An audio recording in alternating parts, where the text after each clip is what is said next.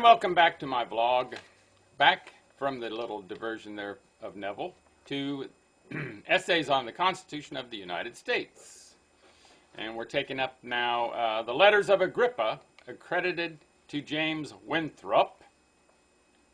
And Agrippa was an anti-federalist. Printed in the Massachusetts Gazette, November 1787 to January 1788.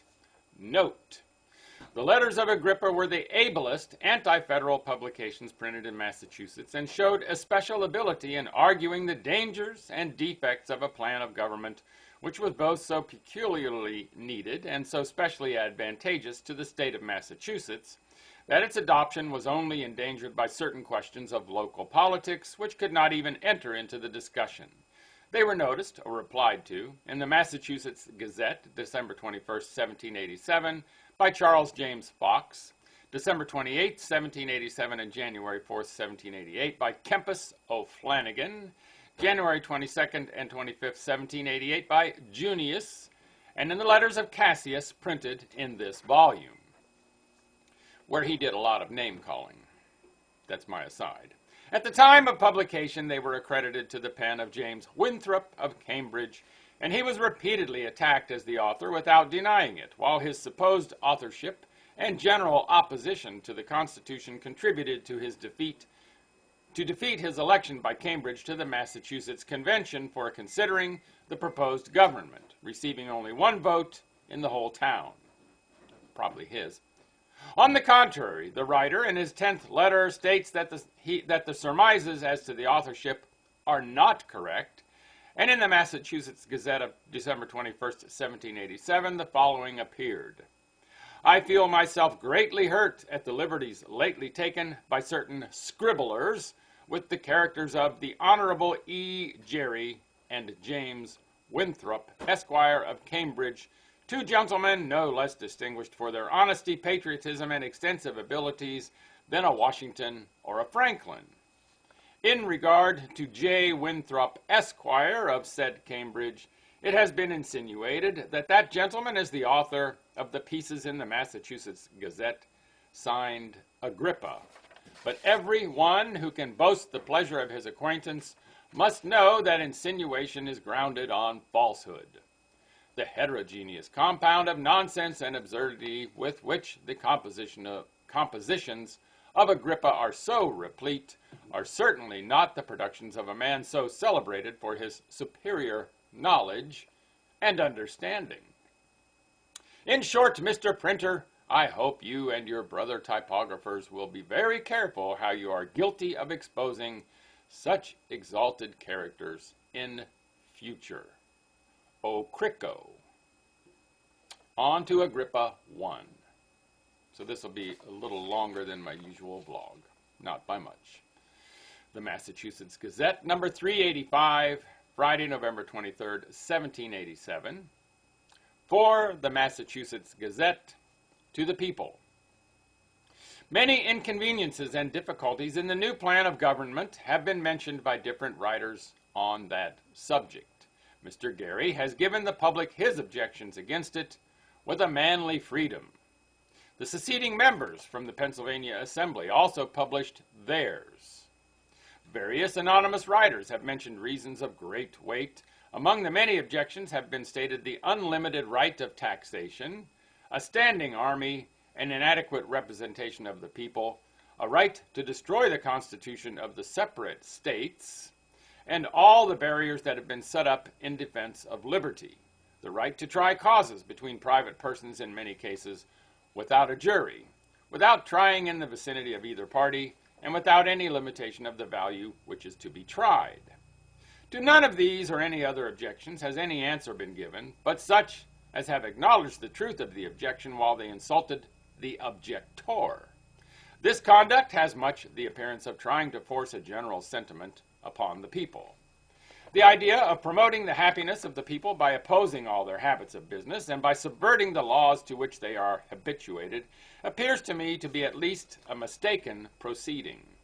If To this, we add the limitations of trade, restraints on its freedom, and the alteration of its course, and transfer of the market, all under the pretense of regulation for federal purposes. We shall not find any additional reason to be pleased with the plan. It is now conceded on all sides that the laws relating to civil causes were never better executed than at present. It is confessed by a warm Federalist in answer to Mr. Gary's sensible letter that the courts are so arranged at present that no inconvenience is found, and that if the new plan takes place, great difficulties may arise. With this confession before him, can any reasonable man doubt whether he shall exchange a system, found by experience to be convenient, for one that is in many respects inconvenient and dangerous?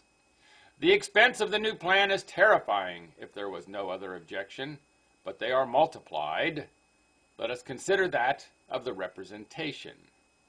There is to be one representative for every 30,000 people. Boston would nearly send one, but with regard to another, there is hardly a county in the state which would have one. The representatives are to be chosen for 2 years. In this space, when it is considered that their residence is from 200 to 500 miles from their constituents, it is difficult to suppose that they will retain any great affection for the welfare of the people. They will have an army to support them, and may bid defiance to the clamors of their subjects. Should the people cry aloud, the representative may avail himself of the right to alter the time of election and postpone it for another year. In truth, the question before the people is whether they will have a limited government or an absolute one. It is a fact justified by the experience of all mankind from the earliest antiquity down to the present time that freedom is necessary to industry. We accordingly find that in absolute governments the people, be the climate what it may, are general, lazy, cowardly, turbulent, and vicious to an extreme. On the other hand, in free countries are found in general activity, industry, arts, courage, generosity, and all the manly virtues. Can there be any doubt which to choose? He that hesitates must be base indeed. A favorite objection against a free government is drawn from the irregularities of the Greek and Roman republics.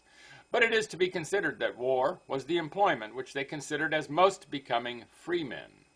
Agriculture, arts, and most domestic employment were committed chiefly to slaves.